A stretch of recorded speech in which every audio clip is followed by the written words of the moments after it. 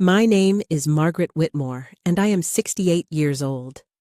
The events I'm about to share happened on June 15th, 2023, at the Grand Cascade Ballroom in Denver, Colorado, a day that would forever divide my life into before and after. The slap came so fast, I didn't have time to react. My reading glasses went flying, shattering against the polished marble floor, as 135 wedding guests watched in absolute stunned silence. The sharp crack of glass breaking seemed to echo through the elegant ballroom forever. My left cheek burned with a fire that felt like someone had pressed a hot iron against my skin, but the pain in my chest, the crushing weight of betrayal, was infinitely worse. Veronica, my daughter-in-law of exactly 47 minutes, had just struck me across the face because I refused to hand over the keys to my condominium. "That's what you get for being so selfish!" she screamed at me, her voice cutting through the silence like a knife. The crystal chandelier above us seemed to dim as her words hit me. "A woman your age doesn't need so much space. You're being completely unreasonable." I crouched down on trembling knees, carefully picking up the larger pieces of my broken glasses, while my hands shook uncontrollably. Each shard felt like a fragment of my shattered dignity. The silence that followed Veronica's outburst was deafening, not the comfortable quiet of a chapel, but the suffocating hush of a courtroom where someone has just been condemned. Some guests looked away, clearly uncomfortable with what they'd witnessed. Others whispered among themselves with the hushed excitement of people who knew they were seeing something they'd talk about for years. But not one person, not a single soul among those 135 witnesses moved to help me or defend the elderly mother-in-law who had just been publicly humiliated on what should have been a day of celebration. My son, Daniel, stood motionless beside his new bride, his eyes fixed on the floor as if I had become invisible. The boy I had raised, the man I had sacrificed everything for, couldn't even look at me. "You're not welcome here anymore," Veronica continued, smoothing her pristine ivory wedding gown with hands that had just committed an act of violence. "Daniel and I need our privacy to start our new life together. Your condo would be perfect for us while we save for something better." Her words were pure venom, delivered with the casual cruelty of someone who had planned this moment for months. For a year and a half, I had endured her condescending comments about my simple clothes, my 10-year-old Honda Accord, my part-time job at Miller's Garden Center. But this public assault had crossed a line that should never have been touched. I rose slowly, feeling the weight of 135 pairs of eyes on me like sharp daggers. Tears streamed down my face, tears of shock, humiliation, and something deeper, the devastating realization that I had lost my son to a woman who saw me not as a human being, but as an obstacle to be removed. But as I stood there in that ballroom, surrounded by the scent of white roses and the sound of my own heart breaking, something fundamental changed inside me. That slap wasn't just a physical blow, it was the final straw that broke through years of careful, protective silence. You see, what none of those people looking at me with pity knew was that the poor old woman they were witnessing had been living a carefully constructed lie for decades. The modest widow working at a garden center, driving an old car, and shopping at discount stores was a persona I had deliberately created to protect my family from something I now realized had been inevitable, the corruption that comes when people discover you have something they want. For 23 years since my husband Thomas died, I had maintained the fiction that I was living on a fixed income, struggling to make ends meet in my golden years. The truth was far more complicated and about to become devastatingly relevant. As I walked toward the ballroom exit with as much dignity as I could muster, my shattered glasses clutched in one hand and my worn black purse in the other, I pulled out my cell phone and dialed a number I hadn't used in over a year.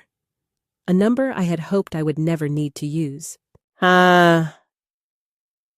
"Harrison, it's Margaret," I said, my voice trembling but gaining strength with each word. "I need you to come to the Grand Cascade Ballroom immediately. Yes, right now. Bring the documents we discussed, all of them. It's time they learned the truth about who Margaret Whitmore really is. Are you absolutely certain, Mrs. Whitmore? Harrison asked, his voice carrying the weight of someone who understood the implications of what I was requesting. Once we do this, there's no going back. Everything changes. I looked back one final time at the ballroom where Veronica was already laughing with her bridesmaids, probably telling them how she had just put her pathetic mother-in-law in her place. Daniel stood beside her, adjusting his tie with that nervous gesture he'd had since childhood, but showing not an ounce of remorse for what he had just witnessed. "I've never been more certain of anything in my life, Harrison," I replied. 30 minutes, no more." As I hung up the phone and walked toward my old Honda in the parking lot, I knew that in exactly 30 minutes, Daniel, Veronica, and every guest in that ballroom would discover that they had just made the most catastrophic mistake of their lives. They were about to meet the real Margaret Whitmore, and when they did, their perfect, greedy little world would crumble like a house of cards in a hurricane. To understand how we reached that moment of explosive confrontation, I need to take you back exactly 2.5 years to January 12, 2021. That was the day Daniel first brought Veronica to my modest 2-bedroom condominium in the Cherry Creek area of Denver. I remember the date so precisely because it was the same day I received my quarterly investment report showing that my portfolio had exceeded $5.2 million for the first time.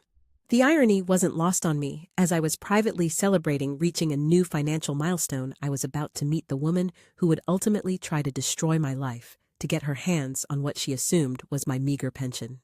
"Mom, I want you to meet someone very special," Daniel had said that afternoon, wearing the nervous smile I recognized from his childhood whenever he was trying to hide something.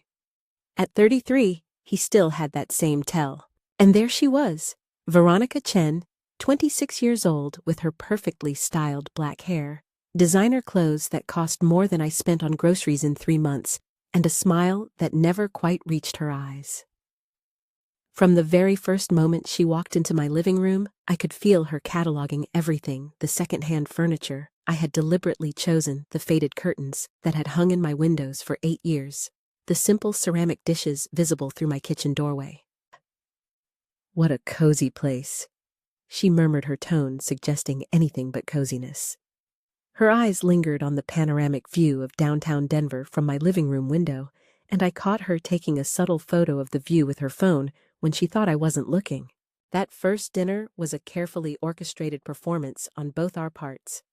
I played the struggling widow serving a simple meal of pot roast and vegetables. Veronica played the concerned girlfriend asking pointed questions about my financial situation, with what she probably thought was subtle curiosity. "It must be challenging to maintain this place on a pension, Margaret," she had said, cutting her meat into precise small pieces. "Have you considered downsizing to something more manageable? There are some lovely senior communities that handle all the maintenance and provide meals." Even then, barely 2 hours after meeting me, she was already planting the seeds of what would become her systematic campaign to separate me from my home. But I had been studying her just as carefully as she had been studying me. Over the following months, I began to notice patterns that set off every alarm bell I had. Veronica would arrive for visits in different expensive cars, a BMW one week, a Mercedes another, always with some explanation about borrowing from friends or getting great deals. Her purses and shoes were clearly high-end designer items, but when I complimented them, she would laugh nervously and claim they were good fakes from discount stores. More telling were the phone calls I would overhear when she thought I was out of earshot. One afternoon in March 2021, while Daniel was helping me fix a leaky faucet, I heard Veronica in my kitchen speaking in hushed tones. "Yes, Mom, his mother's condo is in Cherry Creek. That's like the most expensive area in Denver. If I can convince her to downsize, we could live there for free while we get our own place. She's so naive about real estate values, she'd probably be grateful for our help." That conversation was like ice water in my veins, but I maintained my composure when she returned to the living room, pretending to be the oblivious old woman she believed me to be. From that moment on, every interaction with Veronica became a chess game where we both thought we were winning. What Veronica didn't know was that I had spent the first 23 years of my widowhood deliberately cultivating this image of modest means. When Thomas died suddenly of a heart attack in 2000, he left me with assets and investments worth $1.8 million, a fortune that had grown to over $5 million through careful management and smart decisions. Thomas had been a brilliant engineer who had started his own consulting firm in the 1980s, specializing in oil and gas infrastructure. What appeared to our friends and family as a comfortable middle-class lifestyle was actually built on his shrewd investments in energy stocks and Denver real estate during the city's massive growth period. We had made a conscious decision to live below our means to keep our wealth private and to protect our family from the complications that visible money brings. Money changes people. Margaret N. Thomas used to say during our Sunday morning conversations over coffee and the Denver Post, "It changes how they see you, how they treat you, and how they treat each other. Better to let people think we're comfortable but not wealthy. That way we know who really loves us." His wisdom had proven prophetic, just not in the way either of us had anticipated. After Thomas died, I continued working as a part-time bookkeeper for small businesses, not because I needed the income, but because I enjoyed staying active and connected to people. I drove sensible used cars, shopped at Target and Costco, and lived in the same modest condo we had purchased in 1995. To everyone around me, including Daniel, I was simply a widow making the best of her fixed income. But maintaining this fiction required constant vigilance. I had a separate post office box for my investment statements, conducted all my financial business through my advisor Harrison Mitchell, at a downtown office Daniel had never seen, and never displayed any signs of wealth that might raise questions. The only person who knew the complete truth was my neighbor Robert Kim, a retired college professor who lived in the unit next to mine. Robert had become like a brother to me over the years, and he had witnessed enough of my careful financial management to understand what I was protecting. "That girl is trouble, Margaret," Robert warned me after observing several of Veronica's visits. "I've been watching from my balcony, and she's been taking pictures of the building, measuring your patio, and talking to the doorman about building policies. She's planning something." By the spring of 2022, Veronica's subtle manipulations had escalated into more direct pressure. She began bringing real estate magazines to our family dinners, circling ads for senior living communities with aggressive enthusiasm. "Look at this place, Margaret," she would exclaim, spreading glossy brochures across my coffee table. "They have a dining room activities coordinators and 24-hour medical staff. You could make so many friends with people your own age. And think about how much easier your life would be without worrying about maintenance and repairs." Daniel, my own son, began echoing these same arguments like a trained parrot. "Mom, Veronica has a point. This place is getting too big for you to handle alone. And what if you fell and nobody found you for days?" Watching my son gradually transform into this woman's puppet was more painful than any physical injury I had ever endured. The boy I had raised with values of honesty, hard work, and respect for others was slowly becoming someone I didn't recognize. But I was also conducting my own investigation. Through a contact at the bank where I had done business for decades, I learned that Daniel and Veronica were living far beyond their means. Daniel earned $52,000 annually as a regional sales manager for a sporting goods company, while Veronica worked sporadically as a freelance graphic designer, earning maybe $8,000 per year when she actually worked. Yet they were living in a $2,400 per month apartment in Lodo, driving cars with payments that exceeded $800 monthly, and maintaining a lifestyle that would have challenged people earning twice their income. The mathematics didn't add up, and I suspected they were financing their relationship with credit cards and loans. The breaking point came in April 2023, just 2 months before the wedding, when Veronica orchestrated what she called an important family meeting. She arrived at my condo accompanied not only by Daniel, but also by her parents, a perfectly planned ambush designed to overwhelm me with authority figures. "Margaret, Simwara," began Veronica's mother, a stern woman named Linda, who looked at my furniture with barely concealed disdain. "We need to discuss your future living arrangements.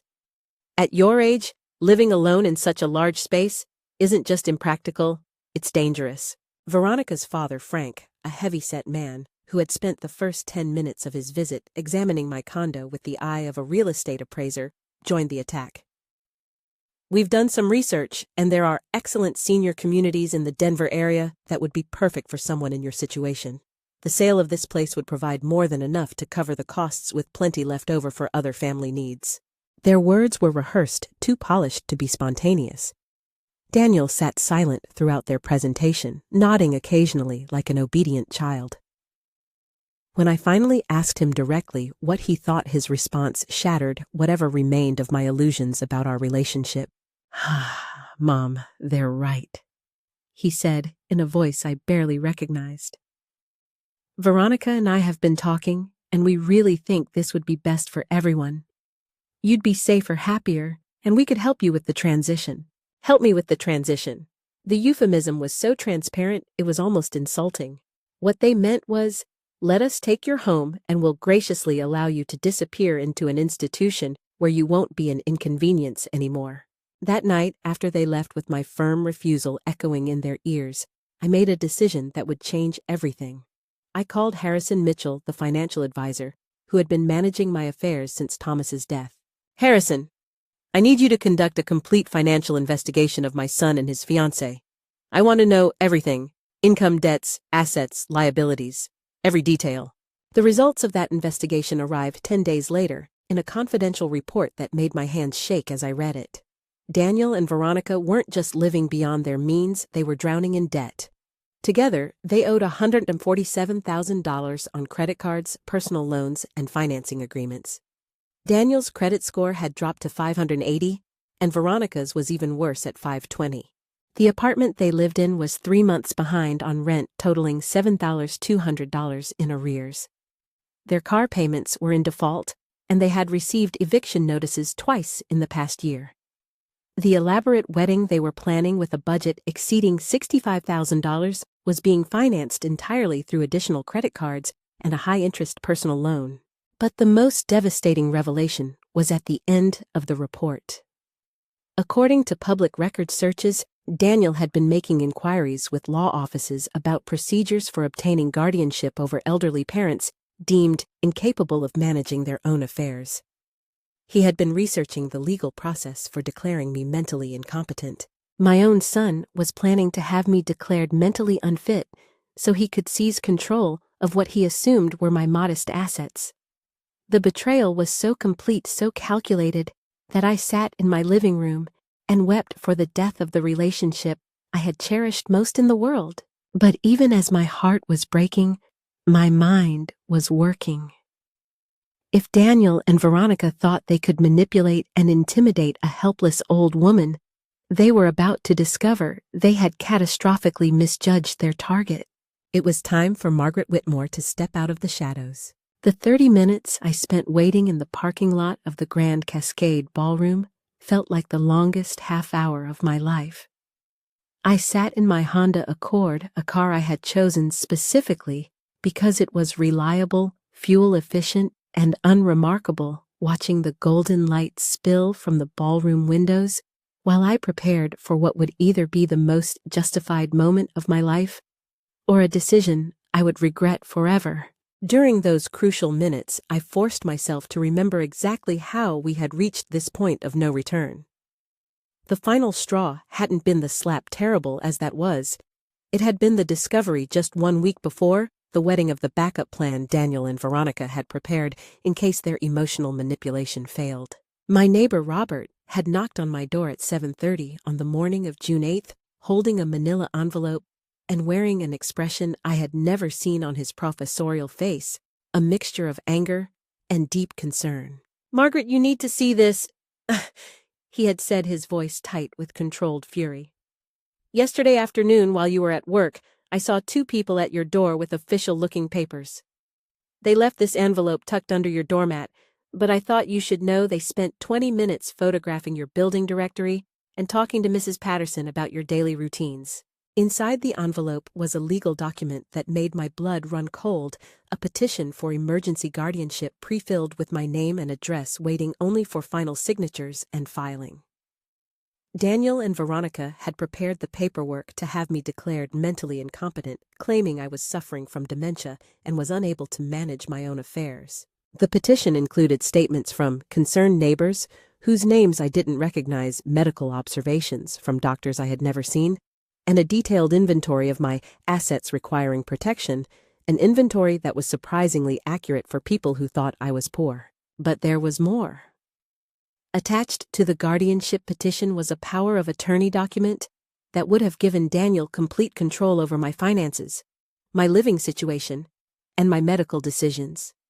If their plan had succeeded, I would have been declared incompetent, moved to a facility against my will, and my condo would have been sold to cover my care costs. It was a systematic plan to steal my life executed by my own son and his wife, disguised as concern for my well-being.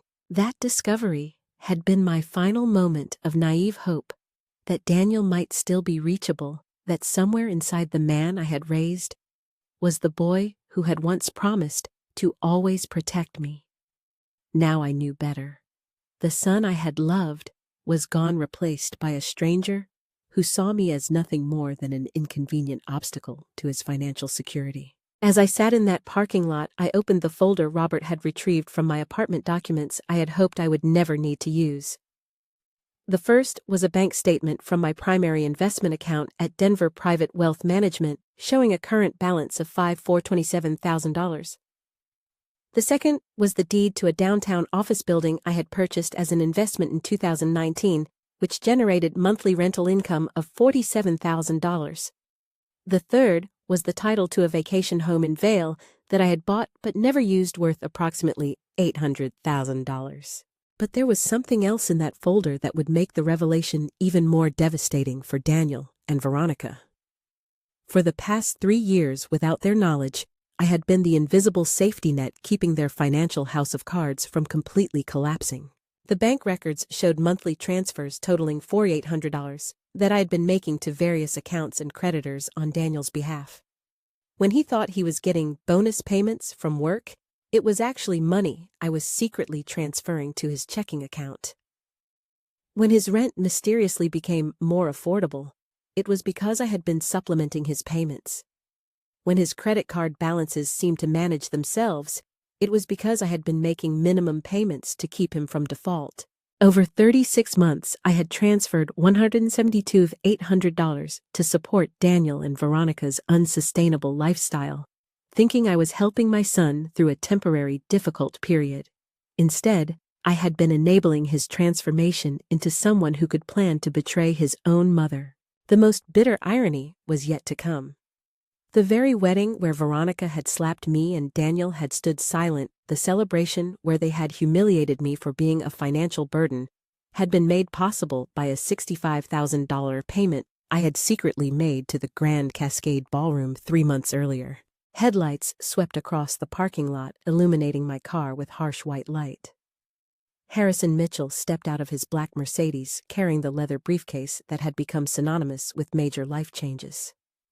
At 71, Harrison was one of the most respected financial advisors in Denver, a man whose client list included several millionaires who, like me, preferred to keep their wealth private. Mrs. Whitmore, he said as he approached my car, his voice carrying the gravity of the moment. I've prepared everything you requested. Are you absolutely certain you want to proceed?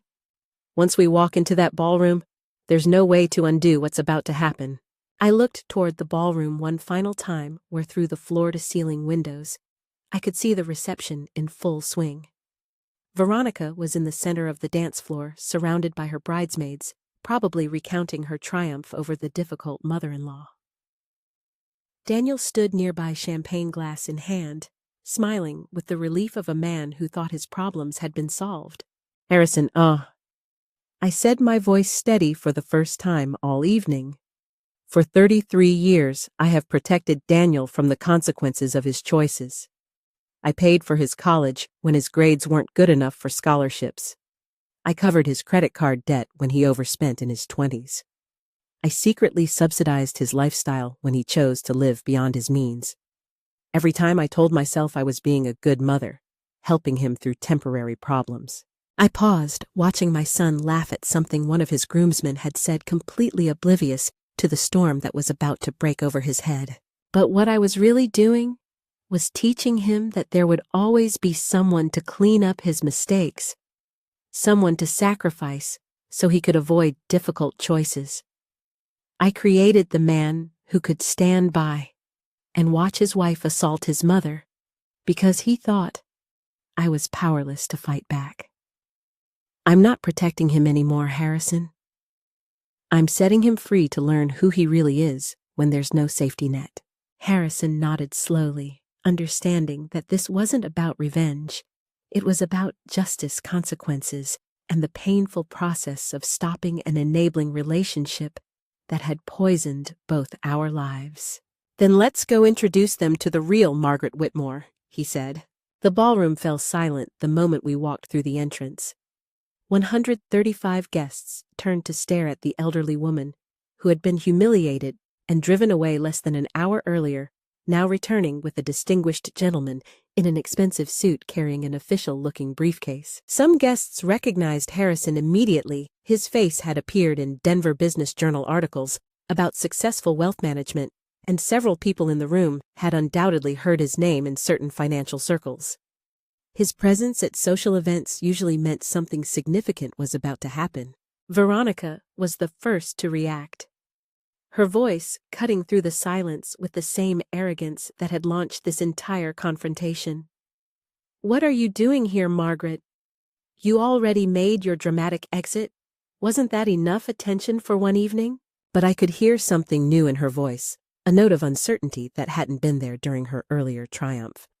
The confident woman who had slapped me was now looking at Harrison's briefcase with the first flicker of concern. "Ladies and gentlemen," Harrison announced in the clear, authoritative voice that had commanded boardrooms for 4 decades. "I apologize for interrupting this celebration, but I have urgent legal and financial matters to discuss with Mr. Daniel Whitmore and Mrs. Veronica Chen Whitmore." The formal use of their names sent a ripple of tension through the ballroom. Some guests began moving closer, sensing they were about to witness something extraordinary. Others reached for their phones instinctively, knowing this moment needed to be documented. Daniel approached slowly, his face pale and his eyes full of confusion. "What's going on here, Mom? Who is this man, and why is he talking about legal matters at my wedding?" For the first time in months, I looked at my son without feeling the crushing weight of disappointment. Instead, I felt something I hadn't experienced in years, complete clarity about who I was and what I needed to do. "Daniel, I said in a voice that carried clearly through the silent ballroom. "This is Harrison Mitchell, my financial advisor and attorney. He's here to inform you and your wife about some changes that took effect the moment Veronica decided to assault me in front of 135 witnesses." Harrison opened his briefcase with the ceremonial precision of a judge preparing to deliver a verdict. "Mr. Daniel Whitmore, you are hereby notified that the financial assistance your mother has been providing to you for the past 3 years is immediately terminated. This includes monthly transfers totaling $4,800 credit card payment assistance, rental subsidies, and emergency financial support." The words hit Daniel like physical blows. All the color drained from his face as the implications began to register. "Financial assistance," he whispered, looking at me with eyes that were finally beginning to understand. "Mom, what is he talking about?" But Harrison wasn't finished. "Additionally, the guaranteed payment your mother arranged for this wedding reception totaling $65,000 for the venue, catering, music, and photography has been canceled. The Grand Cascade Ballroom will require alternative payment arrangements before guests may leave this evening." Veronica let out a sound that was part gasp, part scream. She staggered backward as if she had been struck, her wedding dress trailing behind her like a deflated sail. "That's impossible!" she shrieked, her composure finally cracking completely. "She's lying. Margaret is a poor old woman who works at a garden center. She doesn't have that kind of money." The desperate denial in her voice told me everything I needed to know. Despite all her research, all her planning, all her manipulation, Veronica had never suspected the truth about my finances. She had been so convinced of my poverty that she couldn't process what she was hearing. "Actually," I said, stepping forward for the first time since Harrison began his announcements, "I think it's time all of you learned exactly who Margaret Whitmore really is." Harrison pulled another document from his briefcase, reading in the formal tone that made every word carry the weight of legal truth. "Mrs. Margaret Ellen Whitmore is the sole owner of Whitmore Holdings, a private investment company with assets totaling $5.4 million. She is also the owner of the 16th Street office complex, which generates monthly rental income of $47,000, and the Vail Mountain Retreat, valued at approximately $800,000. The silence that followed was so complete I could hear the hum of the building's air conditioning system. 135 people held their breath as they tried to process what they had just learned. Some guests pulled out calculators on their phones, trying to verify the figures. Others simply stared at me as if I had transformed into a completely different person before their eyes. Which in a way I had. The revelation of my true financial situation hit the ballroom like a detonation. For several seconds, nobody moved, nobody spoke, nobody seemed to breathe. Then the whispers began, a low murmur that grew steadily louder as 135 guests tried to process what they had just witnessed. Daniel stood frozen in the center of the dance floor, his mouth opening and closing, like a fish pulled from water. His brain was clearly struggling to reconcile 33 years of believing his mother was a struggling widow with the reality that she was, in fact, a multimillionaire who had been secretly supporting his lifestyle for years. But Veronica's reaction was far more dramatic. She began pacing in circles, clutching her head with both hands, her carefully styled hair coming undone as she moved. "This can't be happening," she muttered loud enough for nearby guests to hear.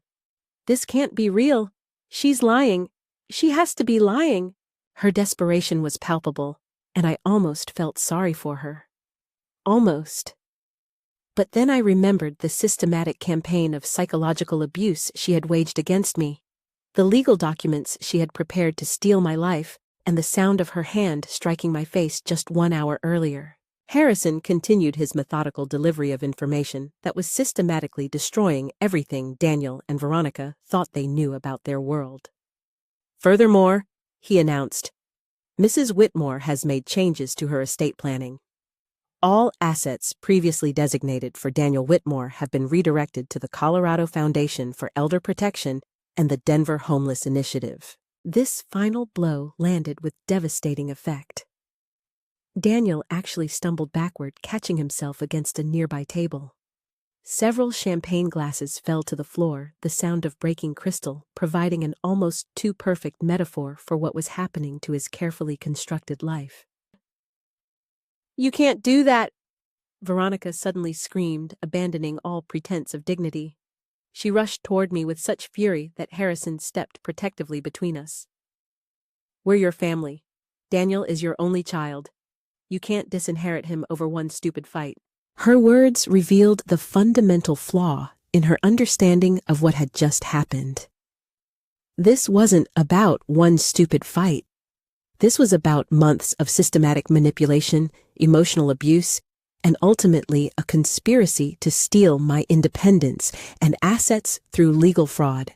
"Mrs. Chen Whitmore," Harrison said with icy professional courtesy, "your characterization of tonight's events as one stupid fight suggests you may not fully comprehend the legal implications of physically assaulting an elderly person in front of 135 witnesses, many of whom are now recording this conversation." Indeed, I could see at least a dozen phones pointed in our direction, red recording lights blinking like electronic eyes documenting every moment of this confrontation. In the age of social media, Veronica's assault and the subsequent revelations would likely be viewed by thousands of people within hours. Robert Kim, my neighbor and closest friend, had positioned himself near the ballroom entrance, apparently having arrived during Harrison's announcements. He approached our group with the determined stride of a man who had been waiting for this moment. "Margaret," he said loud enough for nearby guests to hear, "I've been trying to reach you." There's something everyone should know about the backup plan these two had prepared. He held up a manila envelope, the same one he had shown me a week earlier, containing the guardianship petition. While Mrs. Whitmore was working yesterday, her son and daughter-in-law attempted to serve her with legal papers, claiming she was mentally incompetent and needed to be placed under guardianship. They were planning to have her declared unfit to manage her own affairs so they could seize control of her assets. The reaction from the wedding guests was immediate and visceral. Gasps of horror and disgust rippled through the crowd. Several people began speaking angrily among themselves, and I heard more than one person use the word disgusting to describe what they were learning. Linda Chen, Veronica's mother, who had participated in the family ambush at my condo 2 months earlier, suddenly looked like she wanted to disappear into the floor. Frank Chen, Veronica's father, was frantically whispering to his wife, probably realizing that their involvement in the conspiracy might have legal consequences. But it was Daniel's reaction that affected me most deeply. When Robert revealed the guardianship plot, my son's face went through a series of expressions: confusion, recognition, and finally, a look of absolute horror as he realized the full scope of what he had been part of. "Mom!" he whispered, his voice barely audible above the growing murmur of outraged guests. "I never meant. We weren't going to actually.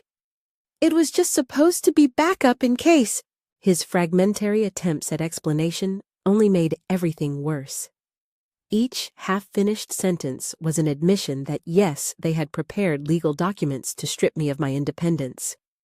Yes, they had researched how to have me declared mentally unfit. Yes, they had been willing to destroy my life to get what they wanted. Harrison seized the moment to deliver what would prove to be the final, most devastating piece of information. Ladies and gentlemen, there's one more fact that I believe puts tonight's events in proper perspective. For the past 36 months, Mrs. Whitmore has been secretly transferring money to support her son and daughter-in-law's lifestyle, believing she was helping them through temporary financial difficulties. He consulted his documents with theatrical precision. The total amount of this financial support was $172,800, including rent subsidies, credit card payments, car insurance, and emergency assistance. Additionally, Mrs. Whitmore personally guaranteed the $65,000 cost of tonight's wedding celebration. The mathematical reality was staggering. While Veronica had been systematically humiliating me for being a financial burden, I had been the sole reason they could afford their lifestyle. While they had been planning to strip me of my home and independence, I had been secretly paying for their apartment and preventing their complete financial collapse. The irony was so complete, so devastating, that several guests began laughing, not with amusement, but with the shocked laughter of people confronting something so outrageous it defied belief. Veronica's final emotional collapse was spectacular. She sank into a nearby chair and began sobbing with the raw, desperate sound of someone whose entire world had just disintegrated. "Everything is ruined," she wailed between gasps. "Everything we planned, everything we worked for, it's all destroyed." But her choice of words was telling. She wasn't crying because she had hurt me or because she had realized the cruelty of her actions. She was crying because her plan to exploit me had failed, because the wealth she had tried to steal was now beyond her reach. Daniel finally found his voice approaching me with the hesitant steps of a man walking across broken glass. "Mom, please. There has to be some way to fix this. The wedding, the guests, everything. You can't destroy my life like this." I looked at my son, really looked at him for the first time in months, without the blinding influence of maternal love clouding my judgment. What I saw was not the boy I had raised with values of honesty and respect, but a man who had been willing to conspire to steal my freedom for his own financial benefit. "Daniel," I said in a voice that carried clearly through the now silent ballroom, "I didn't destroy your life. I saved it.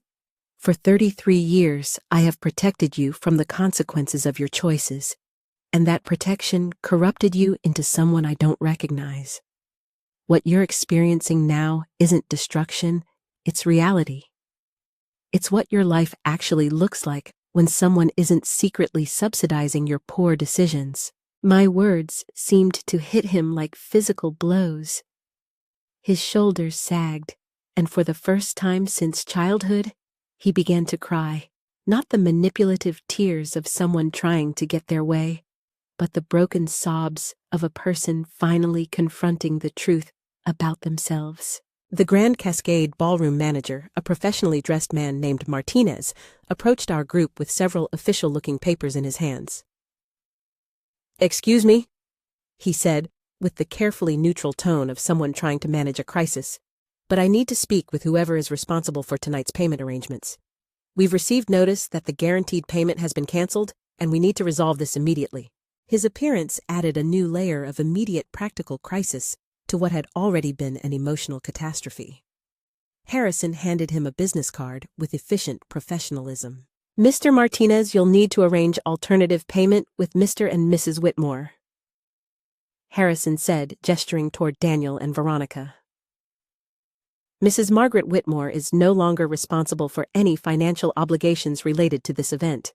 Martinez consulted his clipboard with the methodical attention of someone calculating exactly how much money was owed. "The total outstanding balance is $65,000, which includes the venue catering, bar service, music, flowers, and photography. Payment is required before the venue can be vacated." The practical reality of their situation was beginning to dawn on the wedding guests. They were potentially trapped in a ballroom until someone could produce $65,000 money that Daniel and Veronica clearly didn't have. Some guests began moving toward the exits, but Martinez politely informed them that the doors would remain closed until the payment issue was resolved. The celebration had officially become a hostage situation, with 135 people held captive by an unpaid wedding bill. Daniel turned to me with a desperation I had never seen in his eyes. "Mom, please. Think about all these people. They don't deserve to be caught up in this. Can't we figure something out?" For a moment, just a moment, I felt the familiar maternal instinct to rescue him from the consequences of his actions.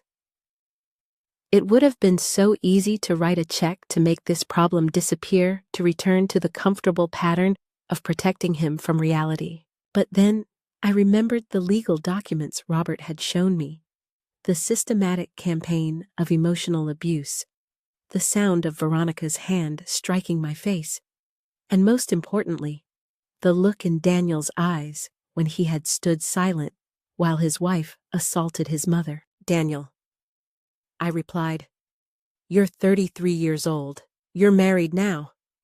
You planned this wedding, you invited these guests, and you committed to paying these bills. For the first time in your adult life, you're going to have to solve your own problems." The finality in my voice seemed to break something inside him. He sank into a chair next to his sobbing wife, and for the first time they looked like what they actually were, two people who had gambled everything on their ability to manipulate an elderly woman and lost catastrophically. As Harrison and I prepared to leave the ballroom, Robert approached with a small smile, the first genuinely happy expression I had seen all evening. "Margaret," he said, "I've been your neighbor and friend for 23 years, and I have never been more proud of you than I am right now.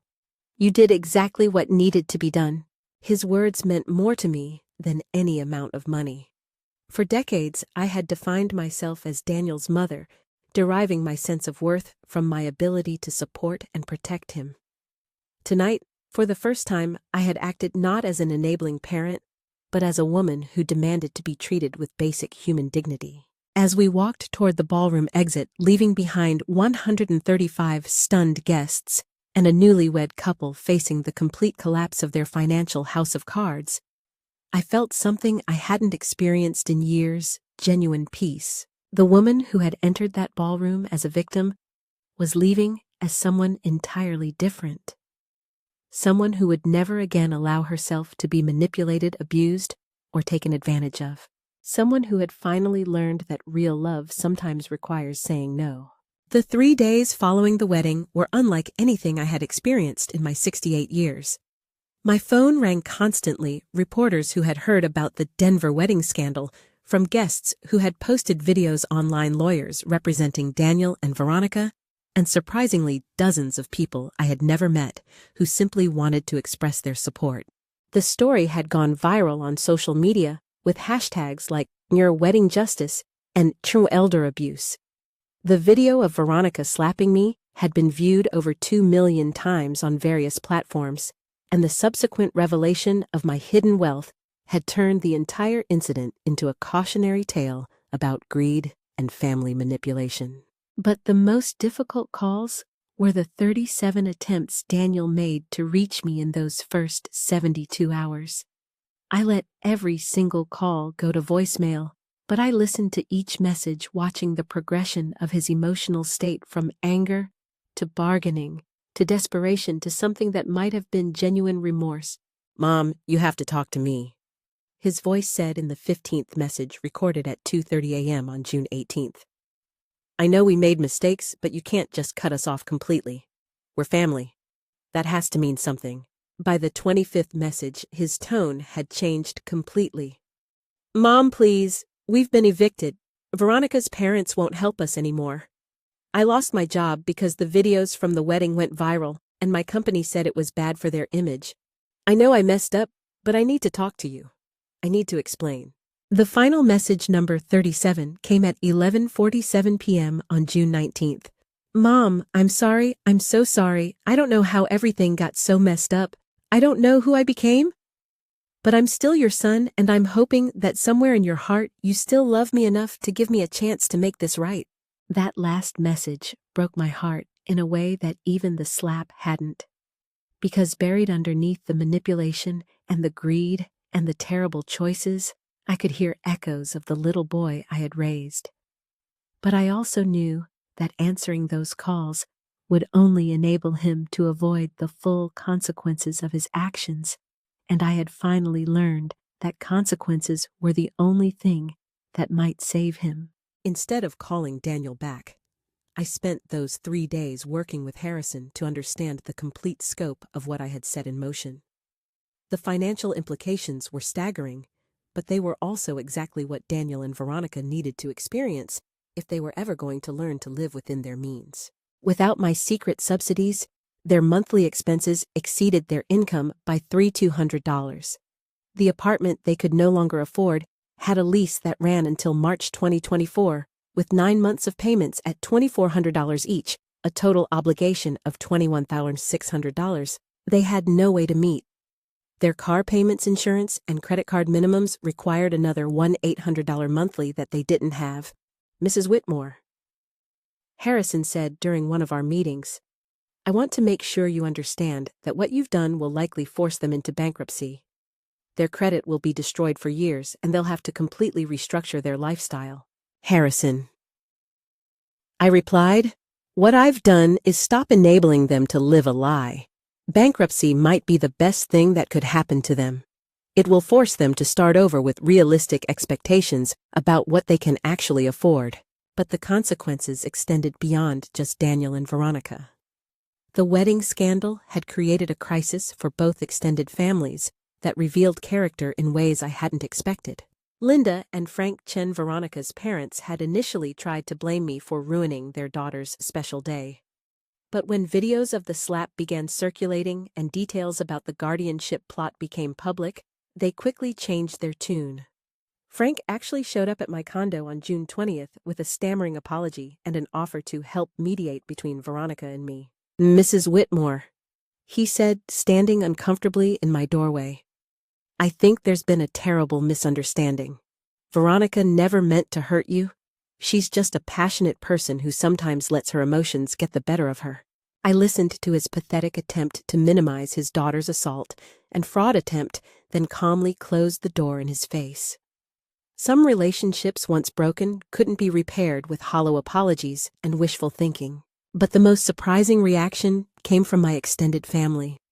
Daniel's cousins, aunts, and uncles began reaching out to me with a mixture of support and requests for financial assistance that revealed how widely the assumption of my poverty had spread. My sister-in-law, Janet, called on June 21st with what she probably thought was a subtle approach. Margaret, I had no idea you were so well off. You've always been so modest about money. I wonder if you might consider helping Tommy with his student loans. It's just $18,000, and since you clearly don't need the money. I realized that news of my wealth had turned me from the family member who needed help into the family member who could provide help, and people were already lining up with their hands out. It was a disturbing preview of what my life might become if I wasn't careful about establishing boundaries. The most meaningful support came from unexpected sources. Robert Kim, my neighbor, had become something of a local celebrity himself for his role in exposing the guardianship plot. He was fielding interview requests from news outlets, but more importantly, he was serving as a buffer between me and the media circus surrounding the story. Margaret? He said during one of our morning coffee conversations, I've been thinking about something. What you went through, the manipulation, the financial abuse, the legal threats, it's probably not that uncommon. There are probably thousands of elderly people dealing with similar situations right now. His observation planted a seed of an idea that would eventually transform my life in ways I couldn't have imagined. But first, I had to deal with the immediate legal consequences of the wedding confrontation. Harrison had warned me that Daniel and Veronica might attempt to sue me for emotional distress, or intentional infliction of financial harm, so I wasn't surprised when I was served with papers on June 25th. What did surprise me was the audacity of their legal argument. Their lawsuit claimed I had deliberately deceived them about my financial situation, causing them to make reasonable assumptions about my need for assistance that had led to their wedding planning decisions. They were actually arguing that my decision to live modestly had somehow defrauded them of money they had never been entitled to in the first place. The lawsuit also claimed that my sudden withdrawal of financial support constituted elderly abuse because I was using my money to manipulate family relationships. The irony of accusing me of elder abuse while simultaneously having attempted to steal my independence through fraudulent guardianship documents was apparently lost on their attorney. Harrison's response was swift and devastating. Within 2 weeks, he had filed a countersuit for attempted fraud conspiracy to commit identity theft assault and intentional infliction of emotional distress.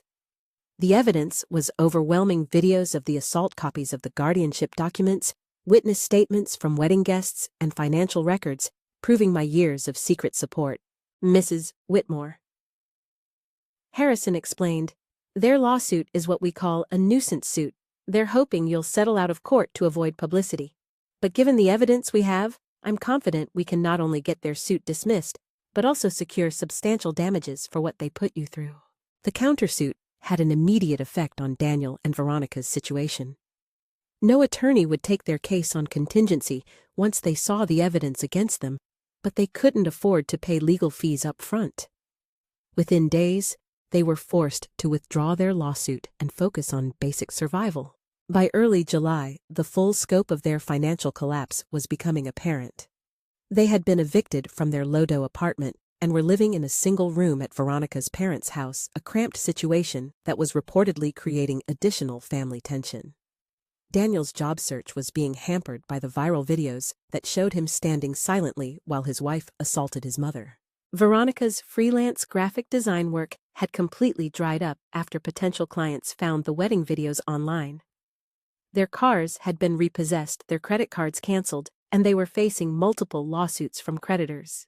But the most significant development came on July 15th, exactly 1 month after the wedding, when I received an unexpected visitor at my condo. Lucy Rodriguez was Daniel's first cousin, the daughter of my late husband's brother.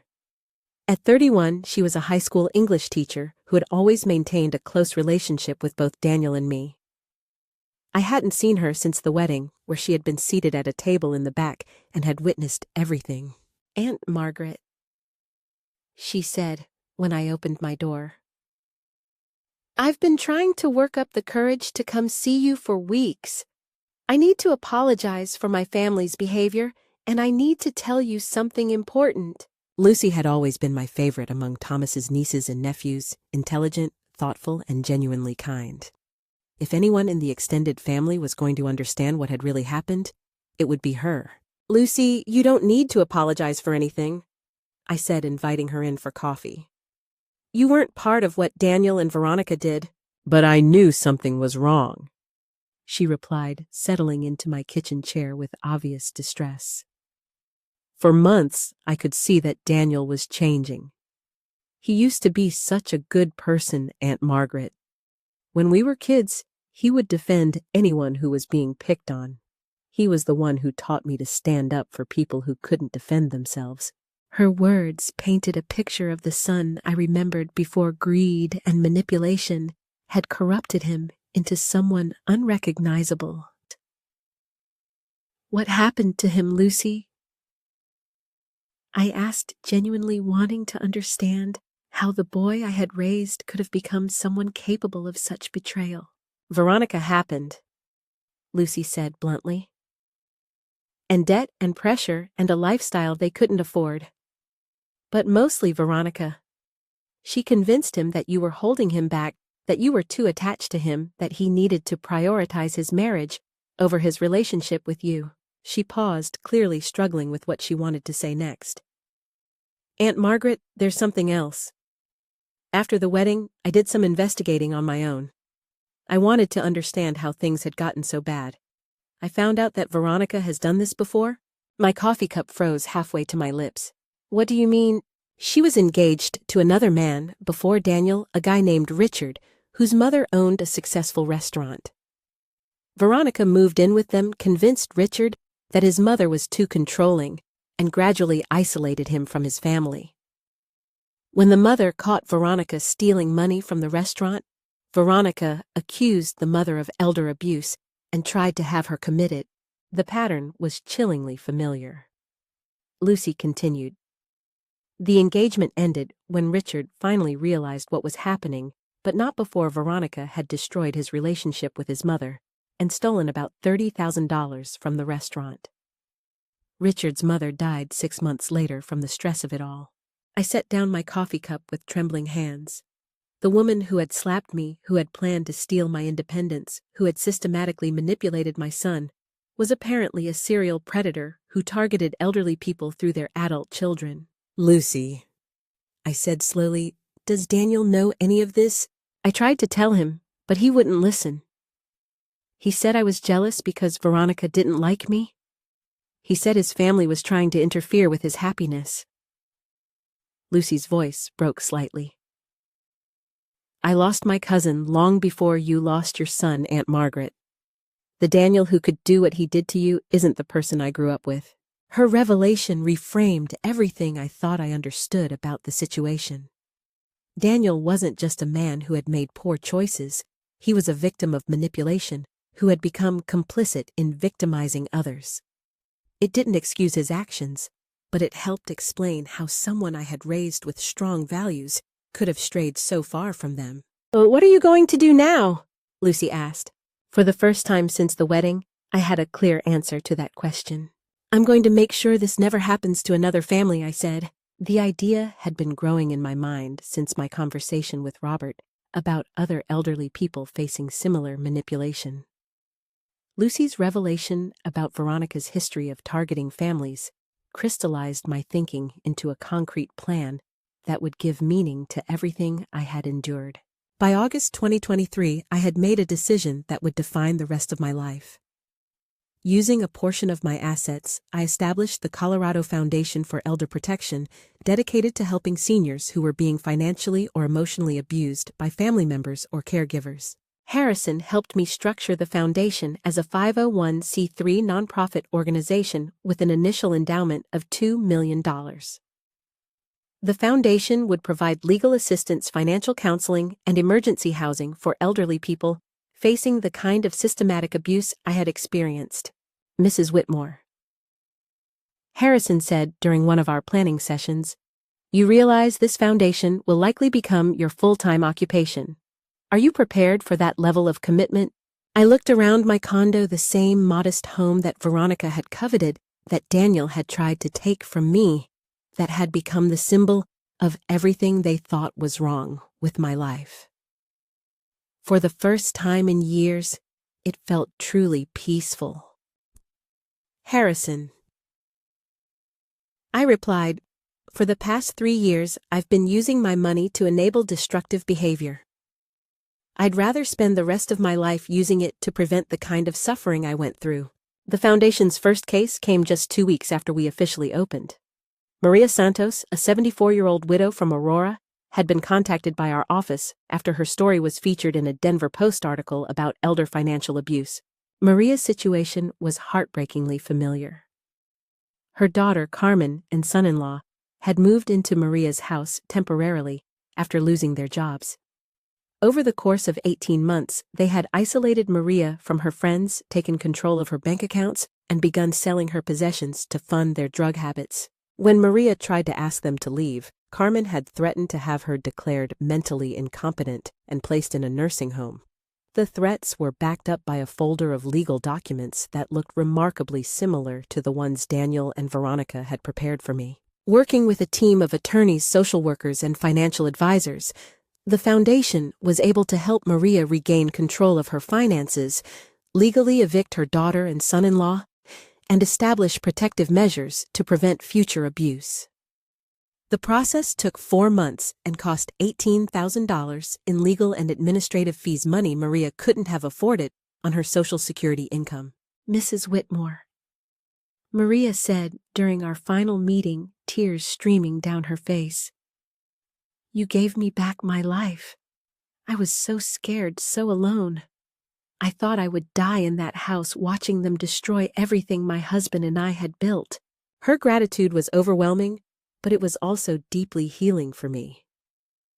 For the first time since the wedding, I felt like my experience had served a purpose beyond just protecting myself. By December 2023, the foundation had handled 43 cases involving elder financial abuse.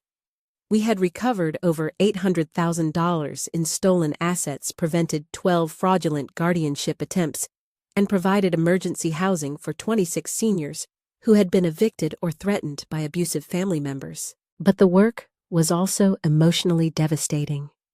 Every case reminded me of my own experience, and I was forced to confront the reality that family-based elder abuse was far more common than I had ever imagined. The most difficult case involved Eleanor Walsh, an 81-year-old former teacher whose 3 adult children had formed a conspiracy to drain her retirement savings. Eleanor's situation was complicated by the fact that she genuinely needed assistance with daily living activities, but her children were using her legitimate care needs as cover for systematic financial theft. When we intervened, Eleanor had been confined to her bedroom for 6 months, while her children rented out the rest of her house to strangers. They had convinced her that she was too confused to manage her own affairs, while simultaneously stealing nearly $200,000 from her accounts. The hardest part, Eleanor told me during one of our conversations, wasn't the money. It was realizing that the people I loved most in the world saw me as nothing more than a source of income. That my own children could look at me and see dollar signs instead of the woman who raised them. Her words could have been my own. The fundamental betrayal, the discovery that you've been valued not for who you are, but for what you own, was a trauma that money couldn't heal. By the spring of 2024, the foundation's work had attracted national attention. I was invited to speak at conferences about elder abuse, and our model was being replicated in other states. The Denver Post published a feature article about my transformation from wedding scandal victim to elder rights advocate, complete with photos of our new office building and staff. But the most meaningful recognition came from an unexpected source. In May 2024, I received a handwritten letter from Richard Morrison, the man whose mother had been victimized by Veronica before she met Daniel, Mrs. Whitmore. His letter began, "I read about your foundation in a magazine article, and I wanted to thank you for turning your terrible experience into something that helps other people. My mother, Helen, would have been so grateful to know that someone like you was fighting for people like her." Richard's letter included a $50,000 donation to the foundation and a detailed account of Veronica's previous manipulation campaign. His story confirmed Lucy's research and provided additional evidence of Veronica's systematic approach to targeting vulnerable families. More importantly, Richard's letter gave me closure about something that had been troubling me for months. I had been wondering if my public confrontation with Daniel and Veronica had been too harsh, too permanent, too unforgiving. Richard's account of his mother's death caused by the stress and heartbreak of Veronica's abuse reminded me that sometimes protecting yourself requires actions that feel cruel but are actually necessary. If my mother had been able to stand up to Veronica the way you did, Richard wrote, she might still be alive today. Your courage probably saved other families from going through what we went through. Meanwhile, Daniel and Veronica's situation had continued to deteriorate throughout 2024. According to Lucy, who maintained occasional contact with Daniel, they had declared bankruptcy in September 2023, lost both cars to repossession, and were living in a cramped apartment in a Denver suburb, struggling to pay even basic bills. Daniel had eventually found work as a night security guard, a job that paid $15 per hour and required no reference checks or background investigations. Veronica was working part-time at a call center, but her employment was sporadic due to what Lucy described as ongoing emotional problems related to the collapse of her plans. Most significantly, their marriage was disintegrating under the pressure of their financial crisis and the mutual blame for their spectacular downfall. Lucy reported that they were in couples counseling, but that the sessions mainly consisted of each of them accusing the other of ruining their lives. Daniel keeps saying that if Veronica hadn't slapped you, everything would have worked out, Lucy told me during one of our monthly coffee meetings. And Veronica keeps saying that if Daniel had stood up to you from the beginning, you would have given them what they wanted. Neither of them apparently had reached the point of understanding that their fundamental approach, viewing me as a resource to be exploited rather than a person to be respected, had been wrong from the very beginning. But there had been one development that gave me hope for the future, even if not for my relationship with Daniel. In March 2024, Veronica had given birth to a son they named Oliver. According to Lucy, becoming a father had triggered something in Daniel that resembled genuine self-reflection for the first time since I had known him. He called me crying after Oliver was born, Lucy reported. He said holding his son made him realize what he had done to you. He said he couldn't imagine how anyone could treat their mother the way he had treated you. The irony wasn't lost on me. It had taken becoming a parent himself for Daniel to understand the magnitude of his betrayal of the woman who had given him life and supported him unconditionally for 33 years. Through Harrison, I quietly established a college trust fund for Oliver with an initial deposit of $100,000. The money would be available for his education when he turned 18, but Daniel and Veronica would have no access to it and no knowledge of its existence until Oliver came of age. It was my way of ensuring that an innocent child wouldn't suffer for his parents' mistakes, while also maintaining the boundaries that had become essential for my emotional survival. By the end of 2024, the foundation had grown into something beyond my original vision. We had a staff of 12 people, including 3 attorneys, 2 social workers, a financial advisor, and several administrative support personnel. We had handled over 150 cases and recovered more than $4 million in stolen assets for elderly victims. But more importantly, we had created a model for elder protection that was being studied and replicated across the country. The Whitmore model, as it had come to be known, combined legal advocacy, financial counseling, and emotional support in a way that addressed the complex nature of family-based abuse. Robert Kim had become the foundation's vice president, bringing his academic expertise and natural empathy to our mission. Lucy had taken a leave of absence from teaching to serve as our community education coordinator, developing programs to help families recognize and prevent elder abuse before it reached crisis levels. Margaret Roberts said during our December 2024 board meeting, "When this all started with that slap at the wedding, did you ever imagine it would lead to this?" I looked around the conference room at the dedicated people who had joined our mission, then out the window at the Denver skyline, where thousands of elderly people were living their daily lives, some in safety and dignity, others suffering in silence from the kind of abuse I had experienced. "Robert," I replied, "I never imagined any of it. But I'm grateful that something good came from something so painful. I'm grateful that losing my son led me to find a larger family of people who needed help. The words were true, but they still carried the weight of profound sadness. Despite everything I had accomplished, despite the lives we had touched and changed, I still missed the boy Daniel had been before greed and manipulation had corrupted him. But I had learned that you can love someone deeply while still protecting yourself from their destructive choices. You can grieve for what a relationship used to be while building something meaningful from its ashes. And sometimes the most loving thing you can do for someone is to stop enabling them to avoid the consequences that might eventually save them. On June 15th, 2025, exactly 2 years after the wedding that changed everything, I received an unexpected phone call that would test every boundary I had established and every lesson I had learned. The call came at 6:47 in the morning, waking me from a deep sleep in my condo, the same modest home that had been at the center of so much conflict, but which had become a sanctuary of peace and purpose in the years since the confrontation. Mrs. Whitmore. The voice was unfamiliar, professional, but tinged with urgency. This is Dr. Sarah Chen at Denver General Hospital. I'm calling about your son, Daniel Whitmore.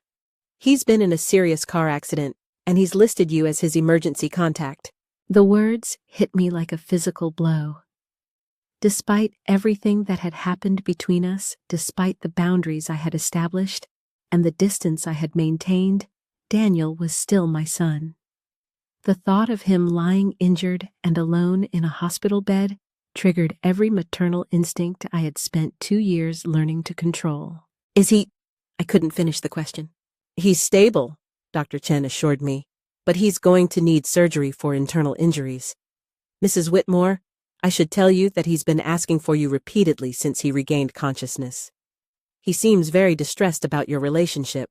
I dressed quickly and drove to the hospital, my mind racing through 2 years of carefully maintained emotional distance. The foundation had taught me that healthy boundaries were essential for protecting yourself from manipulation, but they had also taught me that human relationships were complex, messy, and rarely fit into neat categories of right and wrong. Daniel was in room 314, connected to various monitors that beeped softly in the quiet of the ICU. At 35, he looked older than his years, with lines around his eyes that spoke of stress and struggle. But lying there in that hospital bed, he also looked like the little boy who had once run to me for comfort whenever he was hurt or scared. He opened his eyes when I entered the room, and for a moment, neither of us spoke. 2 years of separation, anger, and carefully constructed boundaries hung between us like a wall. Mom, he finally whispered, his voice hoarse from the breathing tube that had been removed just hours earlier. You came? Of course I came, I replied, surprised by how naturally the words came. You're my son.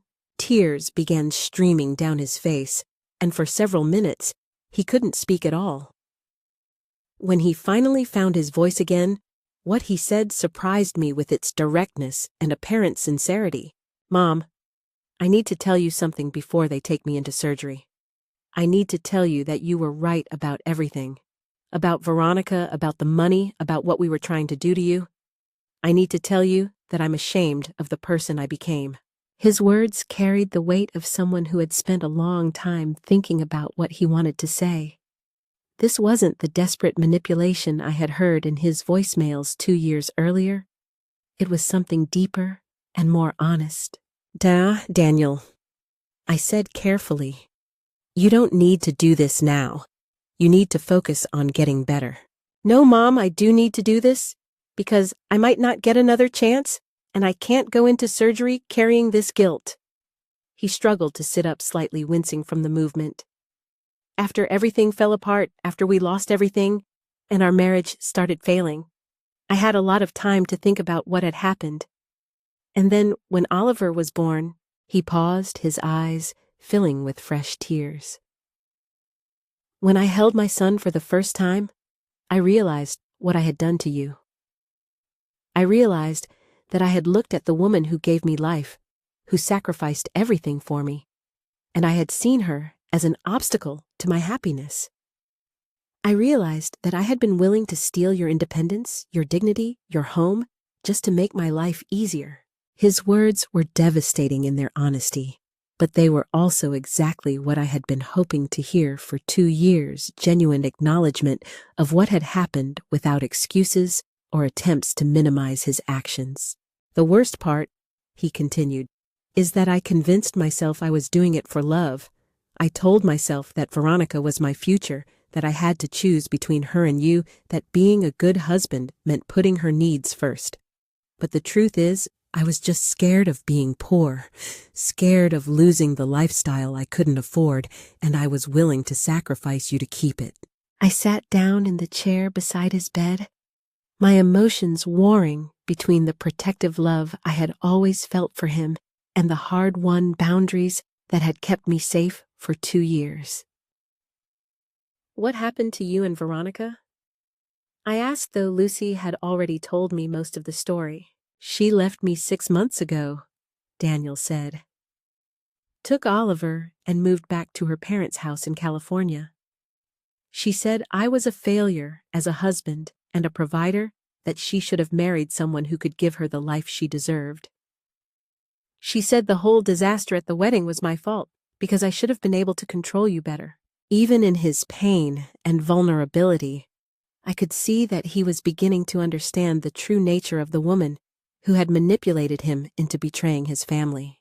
I tried to fight for custody of Oliver, he continued, but I can barely afford my own rent, let alone a lawyer. She has all the advantages now: stable housing, family support, a job. I get to see my son for 1 weekend a month, and even that might change if I can't keep up with the child support payments. The consequences of his choices had played out exactly as I had predicted they would. Without the secret financial support I had been providing, without the apartment I had been subsidizing, without the lifestyle he couldn't actually afford, Daniel had been forced to confront the reality of his situation. Mom, he said, looking directly into my eyes for the first time since I had arrived. I know I have no right to ask you for anything. I know I destroyed our relationship and threw away your love and support for someone who never really cared about me. But I need to ask you one thing. I braced myself, assuming he was about to request money or help with his legal bills or assistance getting back on his feet. The old Margaret would have already been calculating how much I could give him without enabling destructive behavior. I need to ask if there's any chance, any possibility at all, that someday you might be able to forgive me. Not today, not anytime soon, but eventually. Because losing you has been worse than losing everything else combined. His request caught me completely off guard. I had expected manipulation demands, attempts to guilt me into resuming financial support. Instead, he was asking for something far more valuable and far more difficult to give the possibility of redemption. Before I could answer, Dr. Chen appeared in the doorway. Mrs. Whitmore, we need to take Daniel into surgery now. The procedure should take about 3 hours. As the medical team prepared to move Daniel to the operating room, he reached for my hand with a grip that was surprisingly strong for someone so injured. Mom, whatever happens, I want you to know that I understand now. I understand what real love looks like because of what you did for me for 33 years. And I understand what it looks like when someone loves themselves enough to set boundaries because of what you did 2 years ago. The orderlies began rolling his bed toward the door, but he held onto my hand until the last possible moment. I'm proud of you, Mom, he said as they wheeled him away. I'm proud of what you built from the mess I made. I'm proud that you didn't let me destroy you. I spent the next 3 hours in the hospital waiting room wrestling with emotions I had thought I had resolved. The foundation work had taught me that abusers often used medical emergencies, family crises, and emotional appeals to break down the boundaries their victims had established. I knew that Daniel's accident and his apparent remorse could be another form of manipulation, conscious or unconscious. But I also knew that healing sometimes required the courage to remain open to change Even when change felt dangerous, Lucy arrived during the second hour of Daniel's surgery, having heard about the accident through the family network that still connected us despite our estrangement. "How are you holding up, Aunt Margaret?" she asked, settling into the uncomfortable waiting room chair beside me. "I don't know," I answered honestly. For 2 years, I've been very clear about who Daniel is and what our relationship could and couldn't be. But seeing him like that, hearing him take full responsibility for what happened, it's confusing. "He's been different since Oliver was born," Lucy confirmed. "Not perfect, not completely changed, but different. More thoughtful, more aware of how his actions affect other people. The divorce has been hard on him, but it's also forced him to grow up in ways that being married to Veronica never did." We sat in comfortable silence for a while, watching the controlled chaos of a busy hospital around us. Finally, Lucy spoke again. "Aunt Margaret, can I ask you something? Do you miss him? Do you miss having a relationship with your son?" The question went straight to the heart of everything I had been struggling with for 2 years. "Every day," I admitted. "But I also know that missing someone doesn't mean you should accept unacceptable behavior from them. I miss the son I thought I had, but I'm not sure that person ever really existed." "Maybe," Lucy said thoughtfully, "the person you're missing is the person he could become if he really commits to changing. Maybe forgiveness isn't about accepting who someone was, but about believing in who they might become." Her words stayed with me as Dr. Chen finally emerged from surgery with the news that Daniel's operation had been successful. He would need several weeks of recovery, followed by months of physical therapy, but he was going to be fine. "He's asking for you," Dr. Chen said. "He's still groggy from the anesthesia, but he's been saying your name repeatedly." I found Daniel in the recovery room, pale and weak but conscious. When he saw me, he managed a small smile that reminded me so much of his childhood that it took my breath away. "You stayed?" he whispered. "I stayed," I confirmed. "Mom, I need to tell you something else. I need to tell you about Oliver." His voice was stronger now, more focused despite the pain medication. "He's amazing. He's smart and funny and gentle, and he deserves so much better than what Veronica and I have given him. I want to be a better father than I was a son. Tell me about him," I said, surprising myself with how much I wanted to know about the grandson I had never met. For the next hour, Daniel told me stories about Oliver, his first words, his favorite toys, his fascination with trucks and airplanes. As he spoke, I could see a tenderness in his eyes that I hadn't seen since he was a child himself. "Mom," he said finally, "I know I can't undo what I did to you. I know I can't take back the hurt or the betrayal or the terrible things I said and did, but I want you to know that I'm working every day to become someone worthy of being Oliver's father. Someone who would make you proud." His words carried a weight of genuine commitment that felt different from his earlier apologies. This wasn't about what he wanted from me. It was about what he wanted to become for his own son, Daniel. I said carefully, "Recovery isn't just about saying you're sorry. It's about making different choices over time, even when those choices are difficult. It's about proving through your actions that you've learned from your mistakes." "I know," he replied. "And I'm not asking you to trust me or help me, or even forgive me right now.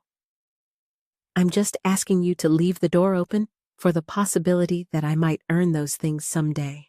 As I drove home from the hospital that evening, I thought about the conversation I'd had with Richard Morrison, whose mother had died from the stress of Veronica's abuse. I thought about Maria Santos and Eleanor Walsh and the 100 other seniors who had been betrayed by family members they loved and trusted. I thought about the boundaries I had established to protect myself and about the foundation I had built to protect others, and about the careful balance between self-preservation and compassion that had become the defining challenge of my later years. Most of all, I thought about Oliver, the innocent child who would grow up shaped by the choices his parents made in the aftermath of their spectacular failure. When I arrived home, I called Harrison with an unusual request. "Harrison, I want you to modify the college trust fund I established for Oliver. I want to add a provision that Daniel can access funds for parenting classes, child development courses, and other educational programs that would help him become a better father. Not money for his personal use, but investments in his ability to raise his son." "Mrs. Whitmore," Harrison said carefully, "are you sure about this, given everything that's happened?" "I'm sure," I replied. "Not because I trust Daniel completely, and not because I'm ready to resume a full relationship with him, but because Oliver deserves the best father Daniel can become, and because sometimes helping someone become better is different from enabling them to stay the same." It was a distinction I had learned through the foundation work, the difference between support that empowers positive change and support that enables destructive patterns to continue. 6 months later, Daniel completed his physical therapy and enrolled in a community college program for early childhood development. He was working 2 part-time jobs to pay child support and rent, but he was also taking parenting classes and attending therapy to address what he called the entitled thinking that almost destroyed my life. We had begun having monthly coffee meetings, carefully structured conversations in neutral locations, where we could slowly rebuild trust without compromising the boundaries that kept us both safe. It wasn't the relationship I had once imagined having with my adult son, but it was honest, respectful, and based on mutual acknowledgement of what had happened between us. Most importantly, it was focused on the future rather than trying to pretend the past had never happened. As I write these final words, it's December 2025, and I'm sitting in my office at the Colorado Foundation for Elder Protection, looking out at a Denver skyline dusted with the first snow of winter. The foundation has grown beyond anything I could have imagined when it began as a way to channel my pain into purpose. We've now helped over 400 families navigate the complex trauma of elder abuse. We've recovered more than $12 million in stolen assets. We've prevented dozens of fraudulent guardianship attempts. We've provided emergency housing for hundreds of seniors who had been displaced by family greed or manipulation. But the statistics, impressive as they are, don't capture the real meaning of what we've built. The real meaning is in the faces of people like Maria Santos, who calls me every Christmas to thank me for giving her back her independence. It's in the voice of Eleanor Walsh, who established her own small foundation to help other elder abuse survivors. It's in the hundreds of letters I receive from people who found the courage to set boundaries with abusive family members because they read about my story. 3 weeks ago, I was invited to speak at a congressional hearing about elder abuse prevention. Sitting at that witness table addressing senators and representatives who could change laws that affect millions of vulnerable seniors, I thought about the woman I had been 2.5 years earlier, hiding in my modest condo, secretly subsidizing my son's destructive choices, allowing myself to be systematically humiliated by people who saw me as nothing more than a source of money. The most dangerous thing about family-based elder abuse, I told the congressional committee, is that victims often don't recognize it as abuse. We tell ourselves that family members who manipulate, intimidate, or steal from us must be acting out of love or desperation. We make excuses for behavior we would never tolerate from strangers. We enable the people who hurt us because we're afraid of losing them entirely. The hearing was broadcast on C-SPAN, and Daniel watched it from his small apartment in Aurora, where he was studying for his final exams in child development. He sent me a text message afterward. "I watched your testimony. I'm proud of you, and I'm grateful that you found the courage to stop enabling me before it was too late. Our relationship remains cautious, carefully boundaried, but genuinely healing." Daniel has now been in therapy for 18 months, working to understand how he became someone capable of such betrayal. He's completed his associate degree in early childhood development and is working toward becoming a licensed family counselor, a career choice that he says is motivated by his desire to help other families avoid the mistakes he made. More importantly, he has fought for and won expanded visitation with Oliver, who is now a bright, energetic 2-year-old with his father's curious eyes and what Daniel describes as Grandma Margaret's stubborn streak. I haven't met my grandson yet, that boundary still feels too risky. But Daniel sends me photos and videos that show a little boy who is clearly loved and well cared for. Veronica, according to Lucy's occasional updates, has remarried and moved to Oregon with Oliver and her new husband. She hasn't contacted Daniel in over a year, and she's made it clear that she wants no reminders of what she calls that whole embarrassing Denver situation. In some ways, her complete exit from our lives has made healing easier by removing the source of ongoing manipulation and conflict. The foundation has become my full-time passion and my greatest legacy. Robert Kim, now 73, brings the wisdom of his academic background to our work, while Lucy has developed educational programs that are being used by senior centers and family service agencies across the country. But perhaps the most meaningful development has been the addition of Richard Morrison to our board of directors.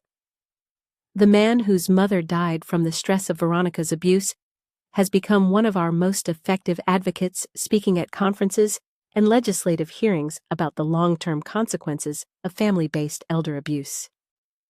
Mrs. Whitmore, Richard said during our last board meeting, I sometimes wonder what would have happened if my mother had found the courage to fight back the way you did. Would she still be alive? Would our family have survived intact? Would Veronica have moved on to victimize your family if she hadn't been able to destroy mine?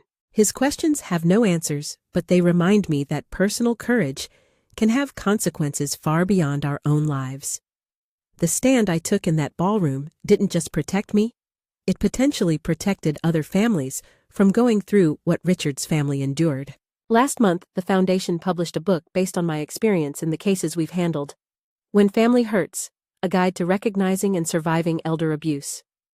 The book has already sold over 50,000 copies and has become a resource for families, social workers, and attorneys dealing with these complex situations. But the most profound change in my life isn't professional. It's personal. At 70, I have found a sense of purpose and self-respect that I never had during the decades when I defined myself primarily as Daniel's mother. I've learned that real love sometimes requires saying no, that healthy relationships depend on mutual respect rather than one-sided sacrifice, and that it's never too late to become the person you were meant to be. I still live in the same modest condo that Veronica coveted and Daniel tried to take from me. But now, it's a symbol of something entirely different, not the poverty they assumed I was living in, but the conscious choice to live simply while using my resources to make a difference in the world. The view from my living room window is the same, but everything else has changed. Where I once saw loneliness and limitation, I now see peace and possibility. Where I once felt ashamed of my modest lifestyle, I now feel proud of the authentic choices I've made. The woman who was slapped in that ballroom was someone who had spent decades hiding her true self to avoid complications and maintain relationships.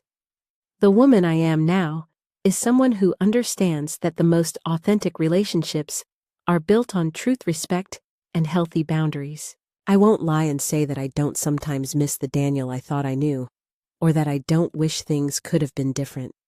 But I've learned that you can grieve for what a relationship used to be while simultaneously celebrating what you've become in its absence. 6 months ago, I received an unexpected letter from a woman named Patricia Henderson in Portland, Oregon. Her story was heartbreakingly familiar: an adult daughter who had moved in, temporarily, gradually taken control of her finances, and was pressuring her to sign over power of attorney for her own protection. Mrs. Whitmore, Patricia wrote, I saw your story on the news and it gave me the courage to say no. When my daughter threatened to have me declared incompetent, I remembered what you said about fighting back, and I called a lawyer instead of giving in. I wanted to thank you for showing me that it's possible to love someone and still protect yourself from them. Letters like Patricia's remind me that sharing our stories, even the painful ones, can give other people permission to value themselves enough to demand better treatment. Sometimes the most important thing we can do is model the courage to set boundaries, even when those boundaries cost us relationships we cherish. As I finish writing this memoir, I'm aware that it will likely be read by people facing similar situations. Elderly people being manipulated by family members, adult children struggling with financial pressures, families trying to navigate the complex dynamics of aging and independence. To those readers, I want to say this. You have the right to be treated with dignity and respect regardless of your age or financial situation. You have the right to make your own decisions about your life, your home, and your money. You have the right to say no to people who are trying to control or manipulate you, even if those people are family members you love. But I also want to say this. Setting boundaries is not the same as cutting people off forever. Protecting yourself is not the same as giving up on others. Sometimes the most loving thing you can do for someone is to stop enabling their destructive behavior and give them the opportunity to grow from facing consequences. My story doesn't have a fairy tale ending where everyone is reconciled and all wounds are healed.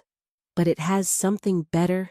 It has truth growth and the hard-won peace that comes from living authentically and refusing to accept unacceptable treatment. The slap that started this journey was the most painful moment of my life. But it was also the catalyst for becoming the woman I was always meant to be. It forced me to stop hiding, stop enabling, and start living as my authentic self.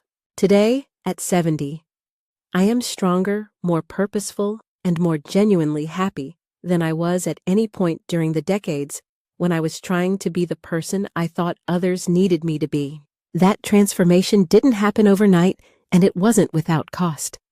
But it was worth every difficult conversation, every boundary I had to set, every relationship I had to redefine. Because in the end, the most important relationship you have is the one you have with yourself. And that relationship deserves to be built on self-respect, authenticity, and the courage to demand better. My name is Margaret Whitmore. I am 70 years old, a widow, a mother, a grandmother, and the founder of an organization that has helped hundreds of families navigate the complex trauma of elder abuse. But most importantly, I am a woman who learned that it's never too late to stop letting other people define your worth, your choices, and your future. And if I can find that courage at 68, anyone can find it at any age. The best chapters of your life might still be waiting to be written. Margaret Whitmore founded the Colorado Foundation for Elder Protection in 2023. The foundation has helped over 400 families and recovered more than $12 million in stolen assets for elder abuse victims.